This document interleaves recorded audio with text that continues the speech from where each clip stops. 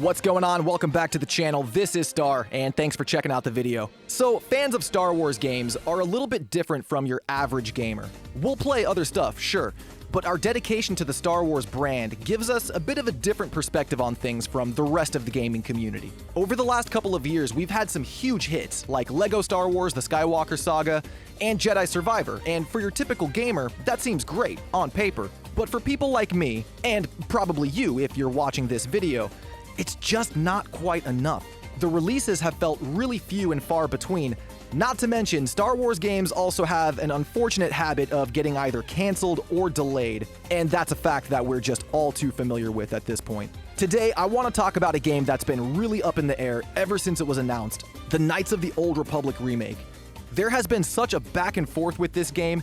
Is it coming out? Is it canceled? The story behind it is kind of wild, and the head of Disney Gaming just had some recent words about KOTOR, so buckle in, tickle the algorithm for me with that sweet thumbs up, and let's see if we're actually gonna get Darth Revan reborn. They must be stopped.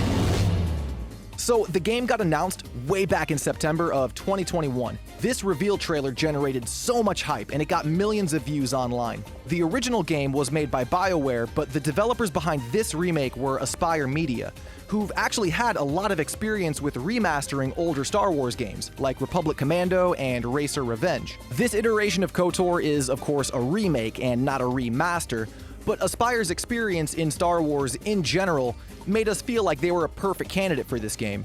That is, until about July of 2022, when it was reported that the game was on hold indefinitely. This was a slap in the face because we had just got the news that Star Wars Hunters was also getting a delay, and like I mentioned before, us Star Wars gamers are just a little bit more clued into this stuff than the average fan, so that was a double whammy of bad news.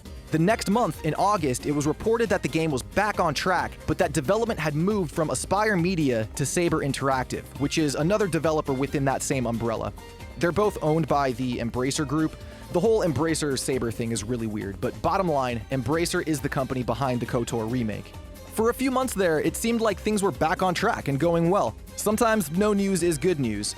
But in early 2023, the internet collectively lost its mind when the reveal trailer for KOTOR was removed from Sony's YouTube channel. For a lot of fans, the lack of information and the trailer getting pulled was a clear sign that the game was canceled, and there wasn't an immediate response from either Embracer or Sony. Eventually, Sony came out and said that the reason they pulled the trailer was due to licensing issues with the music, and that they had to renew their license and it had nothing to do with the game itself, but that didn't really put fans at ease.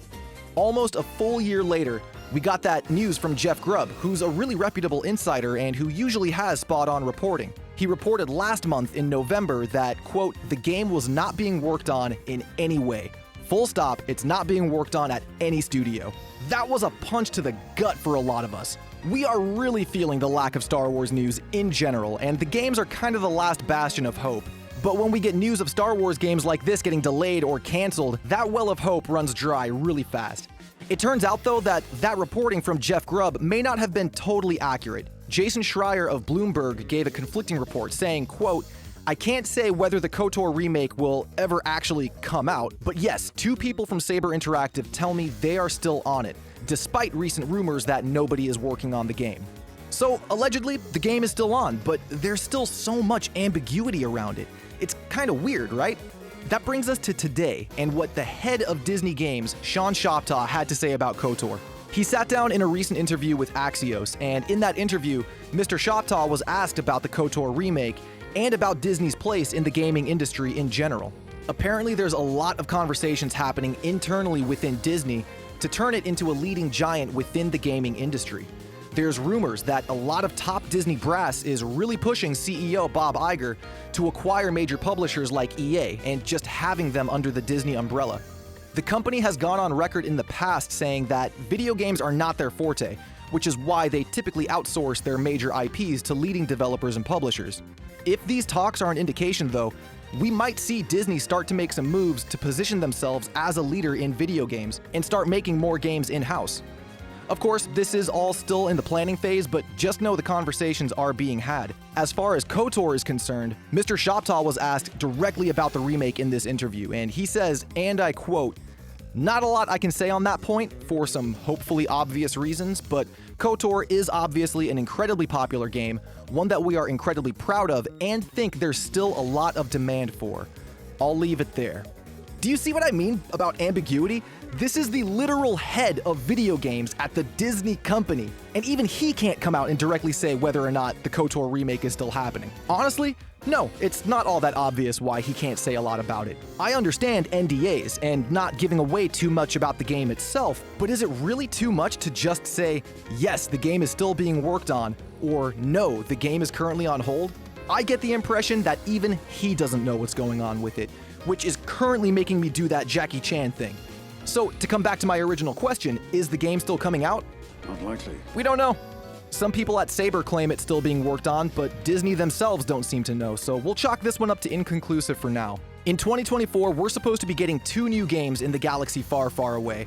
Both Star Wars Outlaws and Star Wars Hunters are supposed to be dropping sometime next year, and that would fulfill Lucasfilm's goal of dropping 2 games every calendar year. Outlaws looks incredible. Can't wait for it.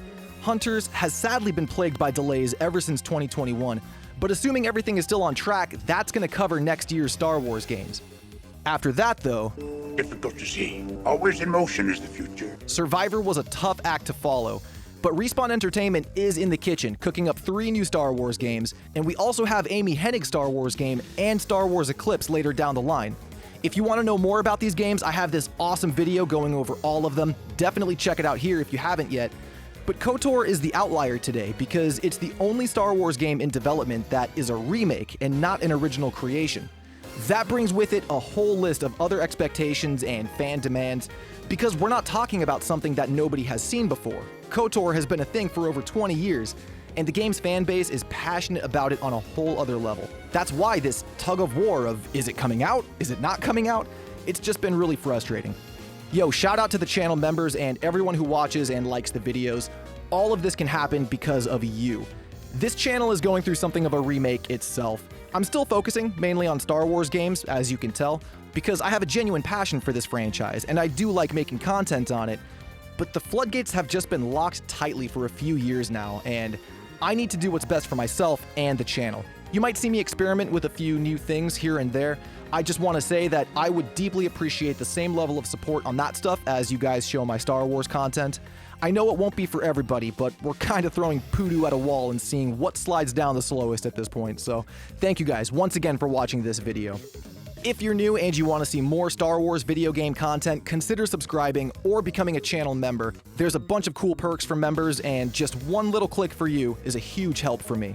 Thanks for checking out the video. That's going to do it for today. This has been Star, and I will see you in the next one. Peace.